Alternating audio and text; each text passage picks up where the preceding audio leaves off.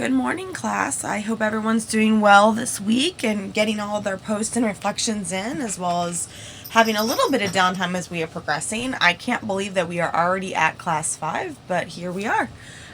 We are so close to the end, so I'm really just proud of everyone as you're going through and really putting in the effort. I can see in your post and your work, and as I continue to push you to stretch your thinking, I really appreciate the back and forth dialogue that you and I are able to have. So again, I just want to remind everyone that should we need to set up a meeting ever and talk about anything, I am available for that. Otherwise, I know I throw so many comments out there on your papers.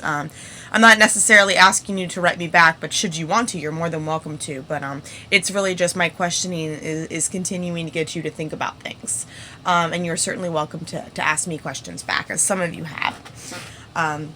Okay, so this week we're moving into this topic of poverty in class. And unlike a lot of times when I've worked with poverty, or when I've talked with, and I'm sorry, I mean the topic of poverty, and when I've talked with students about poverty, what I get a lot is this teachers asking, well, what do we do for kids living in poverty? Or when I ask students to do presentations on this, a lot of times I get this how-to of how to handle poverty. Well, we've taken a different approach in talking about these issues, and as everything with this class, it's meant to have this understanding of the broader picture, and that is meant to help equip us in understanding how things are, so therefore we can move forward into how things could be.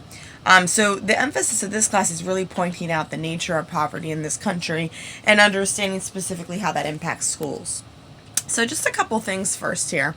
I pulled some statistics from the Census Bureau, and this is just a graph that breaks up and by race and origin here, the different rates of poverty based on racial groups or ethnicity.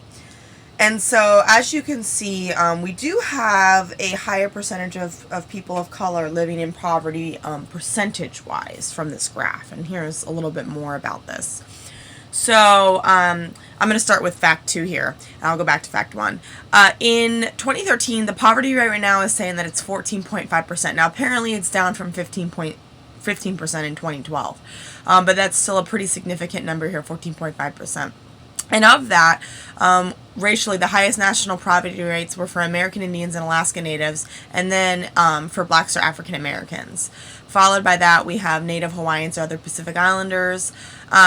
Also interesting to point out, within the Asian population, even though as a whole the Asian population was comparable to the white population, when we break down the Asian population, we see really high poverty rates among Vietnamese, Koreans, and Filipinos. So that's actually also a trend when we think about how poverty correlates with academic achievement. A lot of times people associate Asian Americans as a model minority, but actually some of the greatest achievement gaps within what is classified as an Asian American group, we see a lot of other representations of Asian cultures that are not nearly as high on in scoring achievement wise, and a lot of this does correlate with poverty as well. And the same thing within the group that is classified as Hispanics, which is a very, very large group. And when you break it down and disaggregate the data, you can see many, many differences from within the group. So we tend to generalize and lump everyone in these groups, but it's not necessarily always painting a picture of how this is for everybody.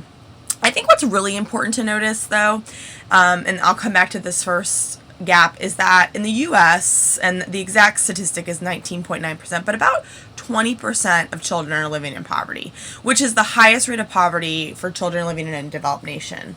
When we look at other countries that have done extremely well, and particularly Finland is what Diane Ratvish uses, and I have a clip here from Diane Ratvish, and she's talking about how in Finland the rate of poverty is only 3%. So there's a very low rate of poverty, and as we know, I mean, some of this is common sense when you're coming to school, and you're fed, and you feel taken care of, and you have resources you need. All of this stuff can contribute to how well you perform in school. So there's a lot of information we have to pay attention to regarding poverty. But what I think is even more important to point out is that while officially we have this line of 14.5% of people living in poverty, look at a household of 4 here. The poverty line is 24,250. So this is to suggest that a family of 4 living at, let's say, $26,000, they would not be considered to be living under the poverty line. So our guidelines for what we consider even to be poverty are very, very, very low. This guideline. So when you actually think about that as well, anyone who rises above this line, they're still very much probably struggling, and they may not technically qualify for living in poverty. So that's something to also keep in mind as we're talking about these issues of poverty and how many students we have probably coming to school coming from conditions as such. So, okay, this is something that Jean Anyon is really getting into in her book. And Jean Anyon, this was the second edition, Radical Possibilities. She was an economic scholar, and much of her work focused on understanding the economic climate and how this affects education. She unfortunately passed away recently. I believe it was last year. But before she passed away, she had done another edition of this book, and she had worked at the Graduate Center in the city, New York. And probably Anyon's work was, she really became known for a study that she did in the early 80s. And usually I have this reading as a part of the class as well, but I'm just going to tell you a little bit about it. This was a seminal piece of work that has continuously been used in research, and even though it was conducted in schools in the 1980s, not much has changed. And so she was able to do an ethnographic study in these different types of schools, and the way that she's classified them are as working class, middle class, affluent, and upper class. And she breaks it down by what the mean household incomes would be, who the students are demographically, what the neighborhoods look like, etc. And so she was able, through her extensive research, to kind of situate what these schools could look like. So this is actually kind of a model. It's not to suggest that every single school is like this. Every single school in an urban inner city would fall into this category. But this is just a model in general of how we see knowledge constructed in schools. So let's look here at the working class school would be a school that we would think is predominantly as a Title I school, and Title I means that the majority of the students in the school qualify for free and reduced lunch. That's directly associated with your income and that poverty line we were just talking about. What she found here is that the school seemed to produce this theme of resistance. And so some examples of this when we're talking about the knowledge, not taught history or shared interests, curriculum emphasis on mechanical behavior. So we saw a lot of rote memorization in the school, a lot of repeating information, a lot of using textbooks, not really encouraging critical thinking or dialogue or anything like that. So a lot more of this machine-like way you might think of a school. Come in, I'll give you knowledge, come out. So no marketable knowledge. And there's really specific examples that she shares about the types of jobs students talk about wanting to be when they grow up. And it's very much an indication of the social reproduction. And so she also writes about this, about how the contradiction produced. So we have this idea, right, that in schools you gain knowledge, and with this knowledge you can be anything you want to be with what you learn. Well, not being taught to be able to think outside the box, or to think for yourself, or to know what to do, or to make school exciting, or to make anything you want it to be, we continue to reproduce this norm of students not really wanting to engage in school. So that's kind of the conundrum that is set up, is schooling something that's worth pursuing and continuing. And in a lot of cases we see, no, why would I want to go to school? This isn't an environment that I really see as benefit. It's not going to benefit me in any way. So that's one example of the type of schooling that Anyon talks about. And then we see it's almost like a spectrum as we go up between these different schools into when we're talking about the upper class, the creme of the crop. So we see a lot of we see examples of this upper class in the documentary Secrets of the SAT. Some of the students whose parents have been SAT prepping them since they're in elementary school. So spending $1,000 on these Kaplan courses, and they're probably even more, that documentary was in the 90s. But here the students are really becoming active constructors of knowledge. They're understanding how to question ideas and be conscious about their own role in education, and really this idea of empowerment that we're talking about in schools. But why are we only seeing this in the group of students that are already in a position of power? So she really encourages us to think about, and in this setting, the privilege is something that the students are very aware of, and then they know they have, and they know that they're able to think about how they can continue to maintain the status quo in that sense. So thinking about that, I'm sure we can all think of examples of schools that we see that might fit in not maybe exactly in this spectrum, but somewhere along these lines. And if you've had the opportunity to visit different types of schools, we can see how the knowledge looks different between the students and the teachers, and how if you think about this idea of social reproduction, that's what we're talking about.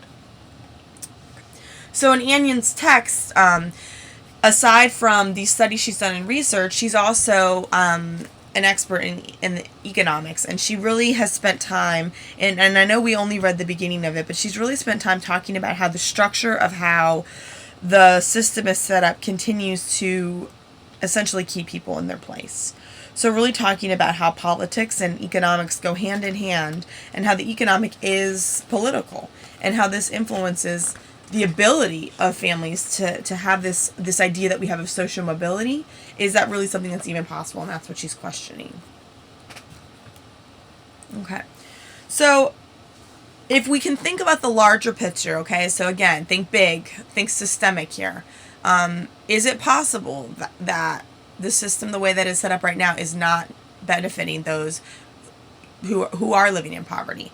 And really, what are the chances to move out of poverty? And is that really what we even want to do? Move a few individuals who work really hard out of poverty, when there's so many other complicated nuances behind this concept of quote unquote working hard. So we have to think bigger picture systemically here. So with that in mind, I'm situating the issues of the problems described in policy related to class and the larger educational inequities. We can look at some of these critiques of studies done. And I'll start with Paul Gorski's critique. Paul Gorski is at George Mason University, I believe. And he does a lot of work on poverty, but he does a lot of work on intersectionality in general. Those of you who had me last semester, if you remember, we read the piece that he talked about with the representation of LGBTQ students in multicultural ed classes. And so what he's done here is he's taken a widely popular book by Ruby Payne and her framework here, a framework for understanding poverty. I wouldn't be surprised if some of you have either used it in your schools or you've heard of it. This is a really popular book that is given to teachers and administrators in terms of thinking about, well, how do we deal with those impoverished kids? So Gorski's ultimate argument here is that it's based, her work is based on dangerous assumptions, stereotypes, and misperceptions. And he, through his essay, challenges this book through 3 broad themes. And we can connect this back to the other readings we've done in the course. So a failure to consider class inequalities in schools. So Jean Annion's piece. As teachers, if we don't consider class inequalities, we're naturally going to look at our students through a deficit lens. We have to look at the broader picture. And so also a reliance on cultural deficit theories, which you read about in Sensei D'Angelo's work. And this can be very, very dangerous to the psyche of a student as well. We've talked about stereotype threat. We've talked about teachers' expectations. We know that this can have a profound impact on students. And then fundamentally conservative underlying values. And then he doesn't mean here conservative and liberal, but he means talking about maintaining the status quo. If we continue to approach students living in poverty in this manner, we're only going to continue to perpetuate what already is. So this is what he begins to challenge as he goes through this piece. And one quote that I've added here, he says, if students from poverty are going to succeed in school, Payne posits they will need worldview, language, and behavior modifications that move them in line with the prevailing middle class and oriented school culture. This sounds to me, when I read that, like the ultimate form of assimilation, that they have to change their worldview, their language, and their behavior. Well, whose worldview, whose language, and whose behavior are we talking about here? We have to ask these questions. We have to problematize this situation. Why is it about the students changing and not the teacher and the students working together to understand each other and to move from there? And this brings about the bigger picture. If the student changing isn't not necessarily going to change the system, and that's how we continue to perpetuate these inequalities. So that's one example of the type of critique that we'll see about poverty in schools. The other article, Kurt Dudley Marley, and he's somewhere in Massachusetts, I believe. He was actually on a sabbatical at Miami last year, and he does a lot of work actually in disability. This is his main area. But he's also critiqued just these different types of studies that is done. So he also has this methodological critique. And for those who don't know, I'll pull this up real quick. And so I was familiar with the 30,000 word gap. I had heard that before, but not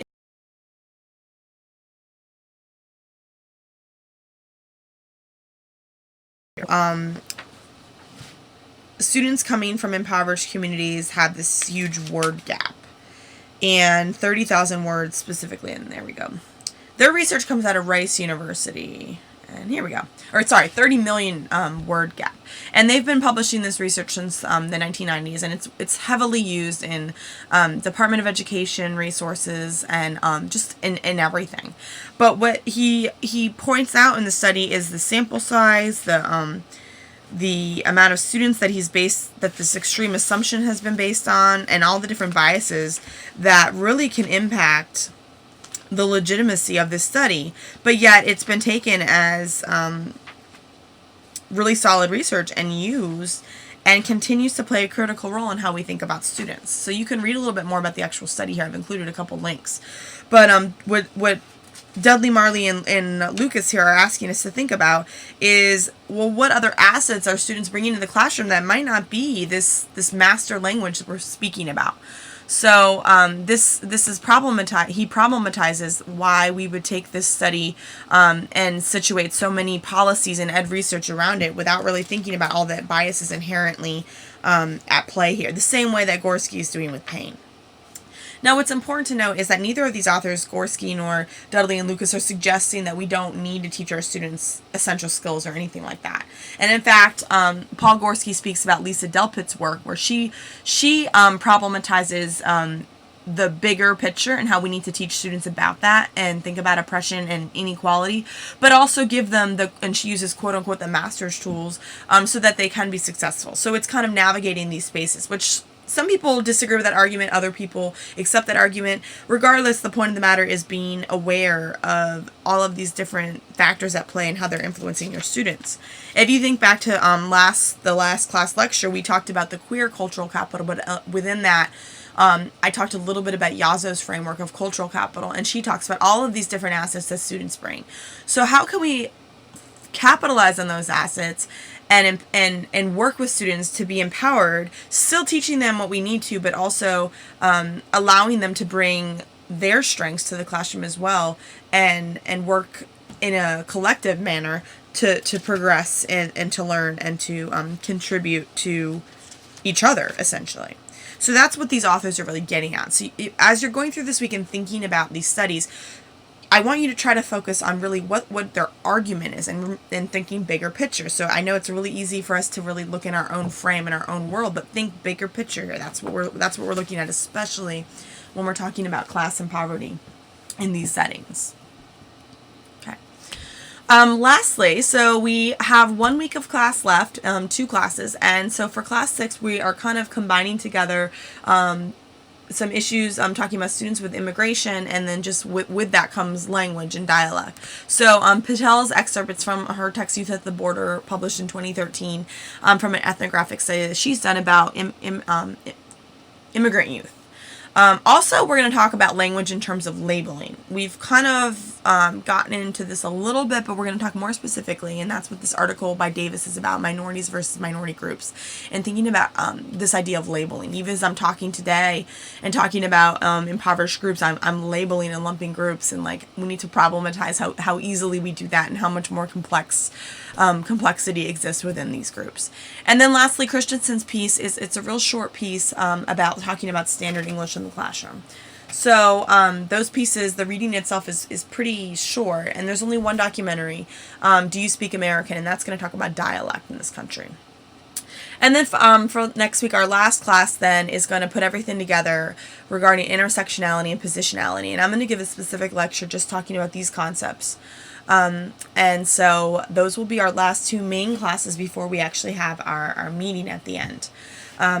I just want to say, as I said in the beginning, everyone's doing great and working hard, and we're getting there. So I just ask that you just finish strong and keep at it. And I really look forward to to finishing this course with you and being able to have some time in person and meet and talk about some things and reflect from this very short little rush semester that we've had.